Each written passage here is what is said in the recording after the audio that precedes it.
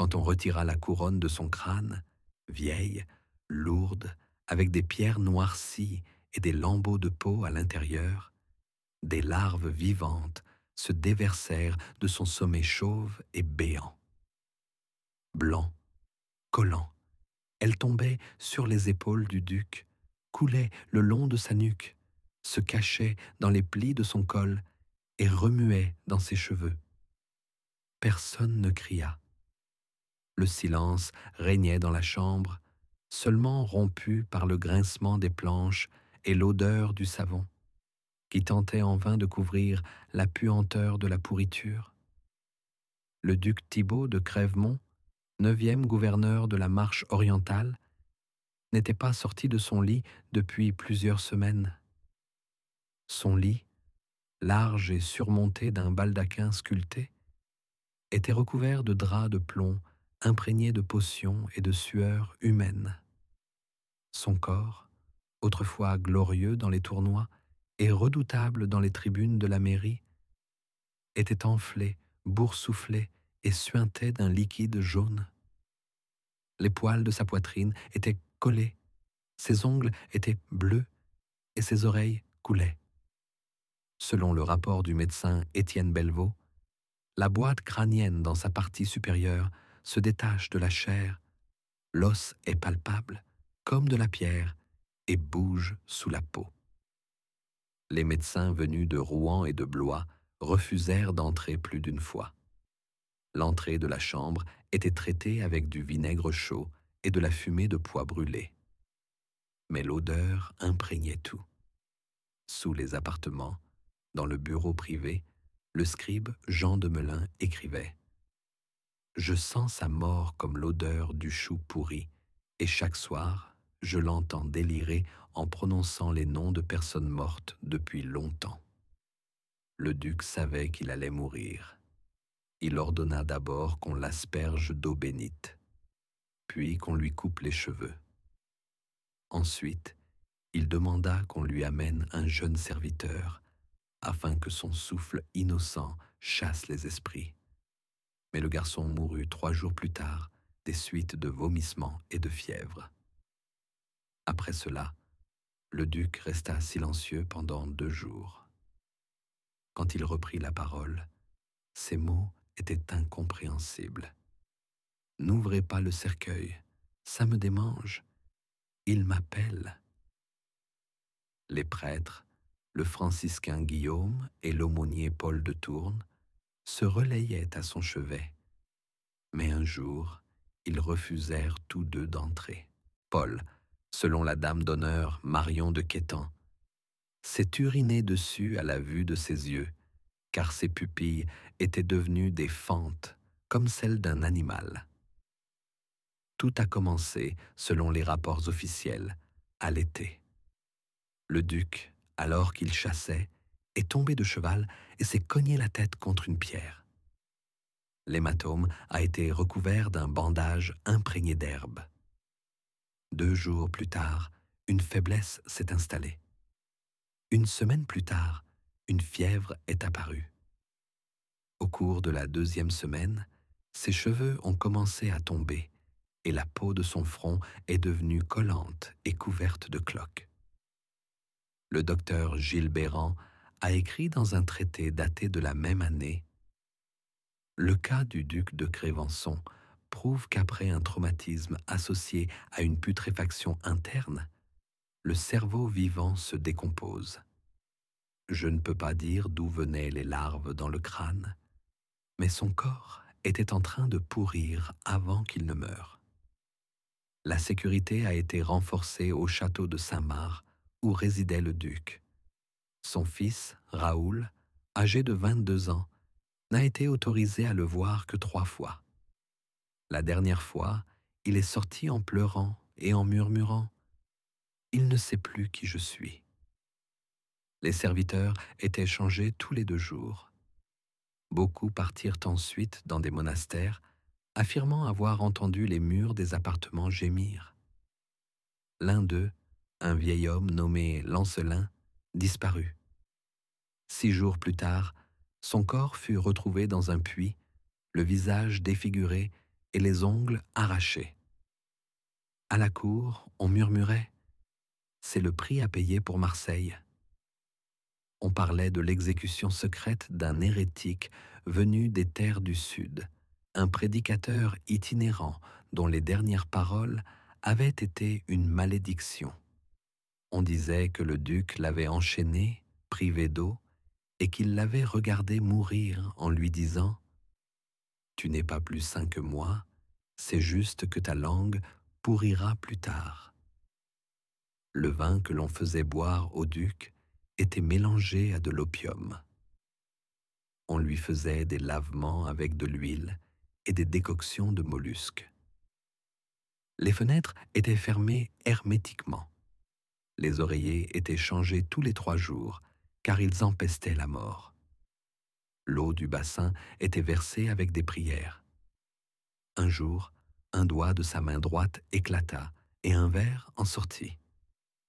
Le médecin laissa tomber son instrument et s'enfuit. Personne ne savait s'il était encore en vie pendant la nuit. Parfois, il ouvrait les yeux et disait « Brûle les papiers. Ils ne doivent pas savoir à quel point je tremblais devant lui. » Qui était lui? Nul ne le savait. Peut-être l'ambassadeur espagnol qu'il avait refusé de recevoir à 3 reprises. Peut-être l'inquisiteur venu d'Avignon. Peut-être le père de Raoul lui-même, que le duc avait trahi dans sa jeunesse pour obtenir un titre. Au cours de la dernière semaine, une fissure apparut sur le front de Thibaut. D'abord une fissure, puis une plaie. De la brume s'en échappait. L'un des scribes, Hugo de Chancel, décrivit plus tard ce phénomène comme « le souffle d'un mort sortant par l'os frontal ». C'est à cet endroit que l'on découvrit plus tard des larves, et c'est de là qu'elles sortirent lorsque l'on retira la couronne du duc. Avant de mourir, le duc cria « Ma mère a pourri comme une chienne, et je pourris à sa place ». On entendit ces mots à travers la porte. Il empestait tellement que le moine venu lui lire son dernier office perdit la vue d'un œil. Le corps de Thibaut gonflait comme un ballon. Le lendemain matin, il ne respirait plus. La peau de sa tête fut retirée avec la couronne sous laquelle grouillaient des larves. Tandis que le corps était encore chaud, on tenta de le traiter avec du vin et du sel, mais la chair se détachait. L'un des médecins suggéra une autopsie, mais il fut chassé. L'embaumement fut impossible. Les entrailles étaient déjà en décomposition. Le duc fut transporté à la chapelle dans un sarcophage fermé, recouvert d'un voile de plomb. Les gens gardaient le silence, l'odeur se propageait même à travers le métal. Le 2e jour, après la mort du duc, commença par une révolte dans les cuisines.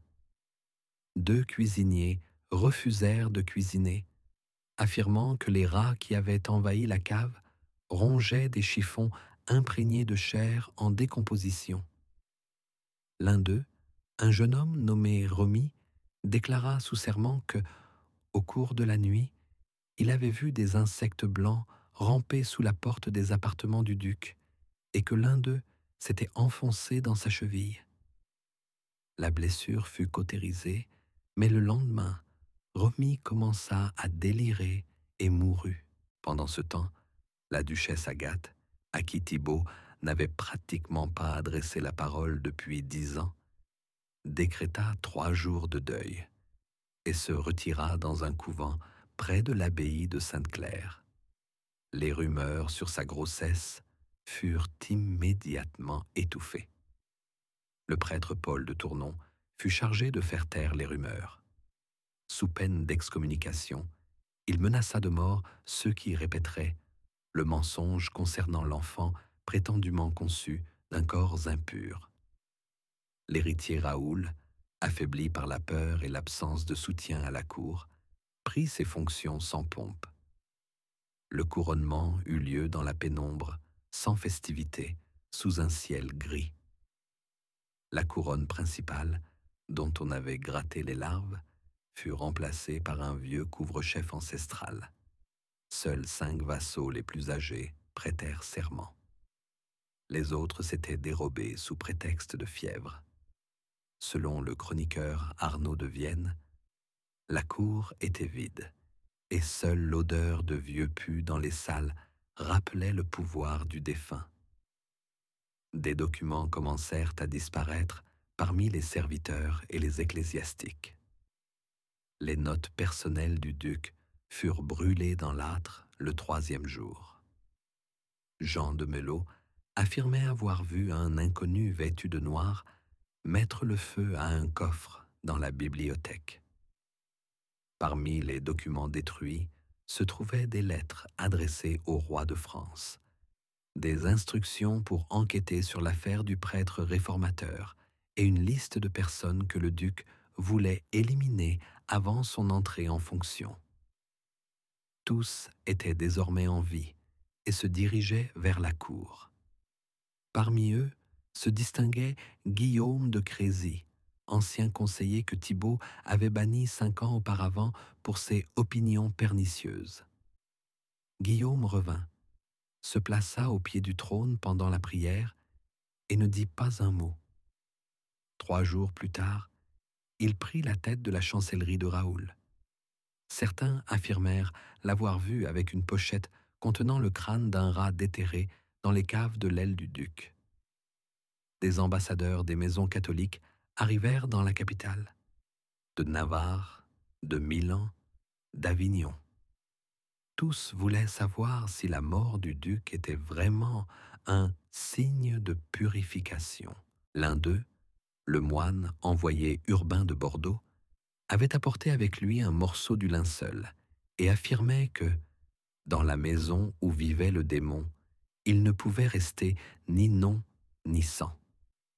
En réponse, Raoul ordonna de mûrir la chambre de Thibaut et d'accrocher au-dessus de la porte une croix clouée avec des clous en argent.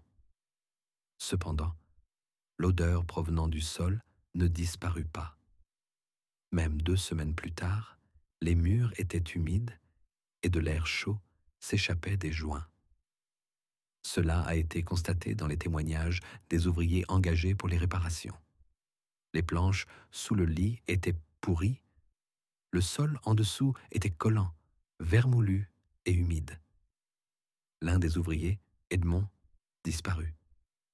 Son corps fut retrouvé 8 jours plus tard.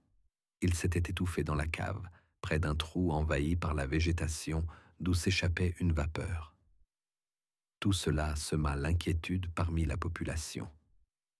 Les prêtres de la cour ont commencé à célébrer des messes d'exorcisme. Des oiseaux ont commencé à voler au-dessus du château. Une nuée de corbeaux qui nichaient auparavant dans le cimetière.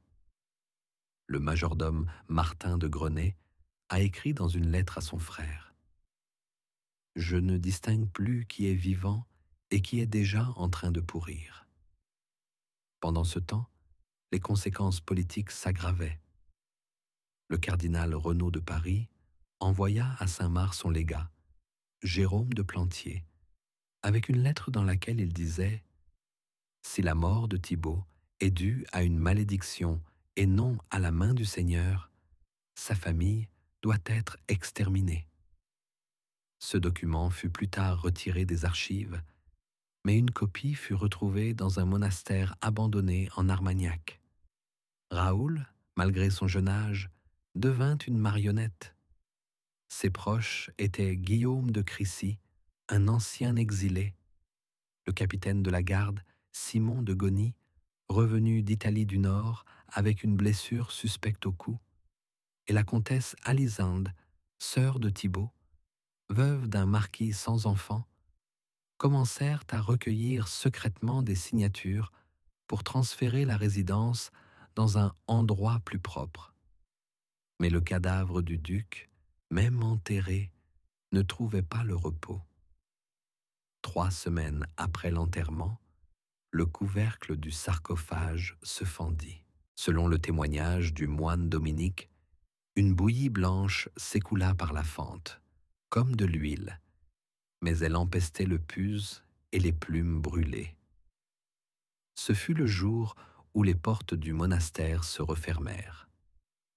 Une inscription gravée au couteau apparut sur les portes. Il murmure d'en bas. À partir de ce jour, les exécutions commencèrent. Tout d'abord, 2 gardes furent pendus, accusés d'avoir laissé la maladie se propager. Puis, le pharmacien fut exécuté, accusé d'avoir mélangé du poison à la pommade. Après cela, la sage-femme qui avait soigné le duc pendant ses dernières nuits disparut. Aucune preuve n'était nécessaire. La peur faisait tout. Raoul, selon la dernière lettre du moine Guillaume, ne dormait plus, ne mangeait plus, parlait tout seul et tremblait quand les oiseaux entraient. Il lui semblait que la couronne, qui reposait dans un coffre, était à nouveau recouverte de peau. Il ordonna de la brûler, mais le métal résista. Il cacha alors la couronne dans un souterrain et ordonna à quiconque d'en parler. Chaque jour, la nouvelle de la décomposition du pouvoir dans la marche de l'Est parvenait aux voisins. Les terres du Sud envoyèrent un ultimatum. Soit le pouvoir était transféré à un tuteur ecclésiastique, soit l'invasion commencerait. Les comtés du Nord cessèrent de payer leurs impôts. Certains vassaux proclamèrent leur indépendance.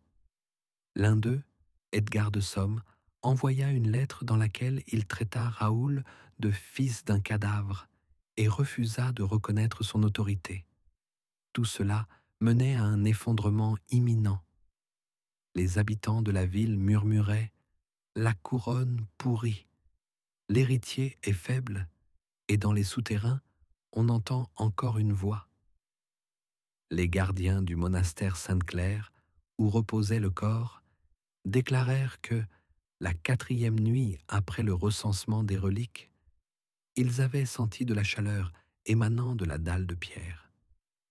L'un d'eux, nommé Florent, se brûla la paume en la touchant. Quelques heures plus tard, il se mit à bégayer et mourut le lendemain matin, la bouche écumante. Ses derniers mots furent « Ils ont rongé l'os, je l'ai entendu craquer ». Il fut interdit d'ouvrir le sarcophage. Mais la rumeur se répandit. Le corps du duc respirait encore. Le médecin de la cour, Bellevaux, malgré son départ officiel, revint secrètement, se faufilant dans la chapelle pendant la nuit. Son rapport, retrouvé plus tard dans les murs démolis, contenait la note suivante. La chair n'est pas complètement décomposée. Une substance de couleur sombre s'écoule du crâne, dans laquelle on perçoit des mouvements. Ce n'est pas du pus, c'est vivant. À cette époque, Raoul ne quittait déjà plus les salles intérieures. Son alimentation se limitait à du pain, du radis trempé et de l'eau. Il refusait toute viande, disant qu'elle grouillait comme son père. Il évitait les rencontres avec les ambassadeurs. Guillaume de Crézy et le capitaine de la garde Simon s'occupaient de l'administration. Ensemble, ils réunirent un conseil secret qui prit la décision de détruire le corps. Ils motivèrent cette décision par le risque d'épidémie. Ils tentèrent de brûler le cadavre pendant la nuit. Le bûcher fut dressé dans la cour de l'église, dans une fosse creusée et recouverte de planches goudronnées. Personne n'était autorisé à s'approcher, à l'exception de 3 serviteurs et de Guillaume. Cependant, comme en témoigne la lettre de la religieuse Adéline, le feu n'a pas touché la chair. Elle craquait, suintait, mais ne brûlait pas. La peau fondait comme de la cire et des créatures s'échappaient de l'intérieur. Le serviteur Armand s'enfuit du lieu du bûcher et fut retrouvé pendu dans l'écurie le lendemain. On trouva dans sa bouche une mèche de cheveux. La servante, qui reconnut les cheveux gris du duc, s'évanouit et ne reprit jamais connaissance. Après cela, le conseil ferma le caveau. À l'entrée, On accrocha un sceau représentant l'archange terrassant le serpent avec son épée. Il fut interdit de parler du défunt. Toute mention de lui était punie comme une hérésie. Cependant, de nouvelles rumeurs se répandirent parmi le peuple. Le duc ne serait pas mort, mais serait devenu une chose sous la pierre, qui murmure désormais à ceux qui viennent la nuit. Dans le même temps, l'état de Raoul s'aggrava. Il cessa de parler.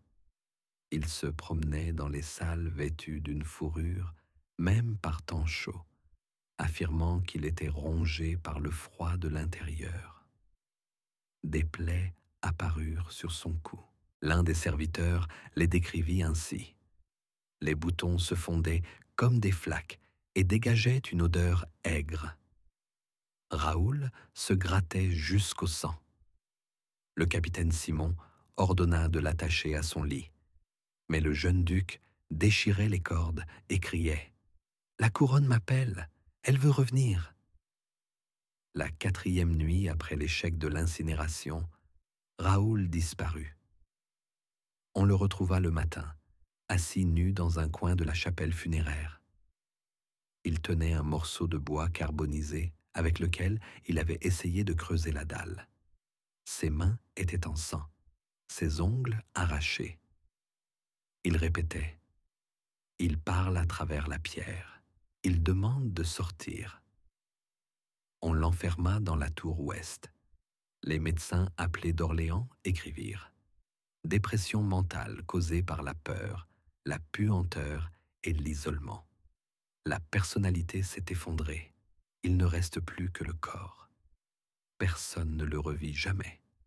Officiellement, il était tombé dans le silence sacré. En réalité, il était rayé de la lignée royale. Guillaume de Crécy proclama une régence temporaire. Mais à ce moment-là, la situation échappa à tout contrôle. Les terres du Sud, attendant l'affaiblissement du pouvoir, se mirent en marche vers le nord. Vignon fut le premier à se rebeller. Puis ce fut le comté de Chartres. L'ambassadeur du trône de Toulouse arriva avec 30 lanciers, et personne ne l'empêcha d'entrer. Il occupa la salle orientale, où étaient autrefois conservés les symboles du pouvoir. La curie papale publia une proclamation. Si le corps n'est pas rendu à la terre selon les canons, si la chair n'est pas donnée au monde, l'esprit ne peut être sauvé et la terre doit être purifiée par le feu. Cette menace fut prise au pied de la lettre. 6 jours plus tard, les moines de Saint-Clair furent expulsés et la chapelle incendiée. L'incendie dura 3 jours. On pense que le sarcophage est resté sous les décombres. Après cela, la population commença à quitter le château. Il ne restait plus qu'un tiers du personnel dans la maison des servantes. Sur 40 scribes, il n'en restait que 4. Sur les 8 apothicaires de la cour, il n'en restait plus un seul. Des champignons qui sentaient le sang caillé et le lait tourné commencèrent à apparaître dans les caves. On les ramassait et on les brûlait. L'insomnie se répandit parmi ceux qui restaient. Les médecins expliquaient cela par la puanteur, mais l'un des chevaliers affirmait « La nuit, on entend des bruits de pas dans la salle de l'escalier du trône, mais personne ne passe par là. » La famille de Crèvemont était en danger. La malédiction nationale, la maladie mystérieuse de l'héritier, la révolte des villes et la peur du cadavre du duc lui-même avaient transformé le duché en un véritable cloaque. Dans les comtés voisins, on commença à interdire les mariages avec les membres de la famille. L'un des ambassadeurs, un homme de la famille de Châlons, déclara « Ce n'est pas une famille, c'est un abcès qui s'est ouvert tout seul. » Au cours du 4e hiver après la mort du duc Thibaut, son corps était considéré comme inexistant. Un incendie qui ravagea le monastère de Sainte-Claire détruisit les voûtes en pierre, et le tombeau se retrouva sous les décombres. Mais l'odeur, chaude, sucrée, avec une pointe d'acide provenant de la graisse rance et des oignons pourris, continuait de s'échapper du sol. Les vieux serviteurs disaient « Il bouillonne là-dessous, sous nos pieds ». Le pouvoir appartenait officiellement à Guillaume de Crécy. Raoul, inconscient et attaché à son lit, avait été déclaré brillant pour le salut de sa lignée et était détenu dans la tour ouest sous la garde d'un officier de l'Inquisition. Les médecins ne venaient plus, le dernier d'entre eux, le dominicain Pierre Salluste, s'était enfui en laissant une note. La peau de sa poitrine s'est détachée avec la croix à laquelle il se serrait. Le capitaine Simon fut tué. On le trouva dans la cave, cloué à une table. Le mot « serviteur » était gravé sur son ventre. Personne ne fut accusé. Les corps furent exécutés, mais pas les âmes. Les corps étaient vulnérables, les âmes étaient déjà maudites. La direction passa à Alisande, la veuve du marquis, tante de Raoul. Elle réunit un nouveau conseil, mais plus dans la salle du trône, qui était bouclée, murée, et où l'on entendait des mouvements. Les rapports du mois de mars de l'année suivante indiquent « La voûte s'est effondrée. De la fumée s'échappait des fissures. Les balustrades en bois avaient pourri en une nuit. Personne n'osait s'y aventurer. Seule l'ombre y subsistait. La maison de Crévillon avait perdu tous ses vassaux. L'un après l'autre, ils prêtèrent serment au comte d'Armagnac, promettant de ne plus jamais prêter allégeance à ceux dont les veines coulent de pus. Le dernier chevalier resté fidèle, un vieil homme du nom de Thibaut II, cousin germain du défunt, fut retrouvé mort près de l'autel. Il avait saigné de toutes les orifices. Dans sa poche, on trouva une prière dans laquelle il demandait « Seigneur, ne me laisse pas mourir comme lui ». Pendant ce temps, la ville autour du château se vidait. Les marchands partaient. Les moulins arrêtèrent de tourner. L'un des meuniers écrivit sur la porte « L'eau ne tourne plus, même elle s'en va d'ici ». L'odeur s'intensifiait. On la sentait à 3 lieues à la ronde. La peur se répandit comme une vapeur. Même les animaux n'osaient pas s'approcher des ravins près du château. Les chevaux ruaient, les chiens hurlaient, les moutons mouraient. Alicenda, comprenant que le pouvoir s'effondrait, envoya son homme de confiance, l'abbé Basile, auprès du roi de France. Il devait lui remettre un parchemin demandant son intervention. Si la maison du duc n'est pas purifiée, toute la famille tombera. Mais l'abbé n'est jamais arrivé à la capitale. On l'a retrouvé sur un pont, les yeux arrachés. Ses yeux étaient posés dans ses mains, soigneusement pliés. Alors, Alicenda a décidé de prendre une mesure extrême, détruire complètement le caveau. Les ouvriers ont refusé.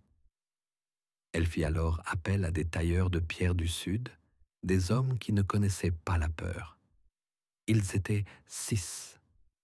Ils commencèrent à démolir la dalle, mais le 3e jour, 3 d'entre eux s'enfuirent. L'un de ceux qui restèrent, nommé Bruno, se mit à prier et à demander pardon, bien qu'il fût athée. Le lendemain, les 3 hommes avaient disparu. Sur le site des fouilles, on ne trouva qu'une tache brûlée et une mèche de cheveux. Après cela, il fut décidé de sceller toute la partie inférieure du château. Toutes les entrées furent murées. Les étages supérieurs étaient vides. Il ne restait plus qu'Alicenda et ses 2 gardes du corps. Peu après, l'un d'eux mourut de chaleur et l'autre devint fou, répétant « Il demande qu'on lui rende sa couronne ». Raoul ne fut plus jamais revu. La dernière fois qu'on le vit, il se tenait debout près d'une fenêtre, le visage couvert de plaies, les yeux vitreux. Le greffier Jean de Melois le décrivit ainsi. Il se tenait debout et regardait dans le vide, comme s'il savait qu'aucun d'entre nous n'avait plus d'avenir. Au printemps, alors que la cour était déjà complètement déserte et que le duché était pratiquement aboli, des messagers du roi arrivèrent aux ruines. Ils trouvèrent un lieu désolé. De toute la famille de Crevennes, seul Alizinde était encore en vie, gisant dans la chapelle, dans une mare de pus. Son visage était tourné vers le plafond, la bouche ouverte comme si elle avait essayé de crier, mais n'avait pas eu le temps. Dans une note trouvée près d'elle, il était écrit « Il voulait que nous regardions, il voulait que nous nous souvenions à quoi ressemble le pouvoir lorsqu'il n'est pas utilisé, mais seulement craint. » Par la suite, une croix de pierre fut érigée à l'emplacement du château. Tout autour, un terrain vague. Personne n'y vécut pendant des décennies. La lignée des Crèvemont fut déclarée éteinte. Le duché fut placé sous l'administration directe de la couronne. Tous les documents furent confisqués. Tous les emblèmes furent brûlés. Les documents saisis ont toutefois été conservés sous forme de copies. Ils font état de signes de pourriture inhabituelle, de paralysie politique et de désintégration du pouvoir provenant du corps. Des traités ultérieurs, rédigés par des collèges médicaux, ont qualifié ce cas d'exemple possible de contamination par un tissu atteint par le pouvoir. Et le peuple, des années plus tard, disait encore « Quand on a retiré la couronne, des larves sont sorties de la tête. Cela signifie que le pouvoir était mort depuis longtemps, mais personne n'avait remarqué l'odeur. »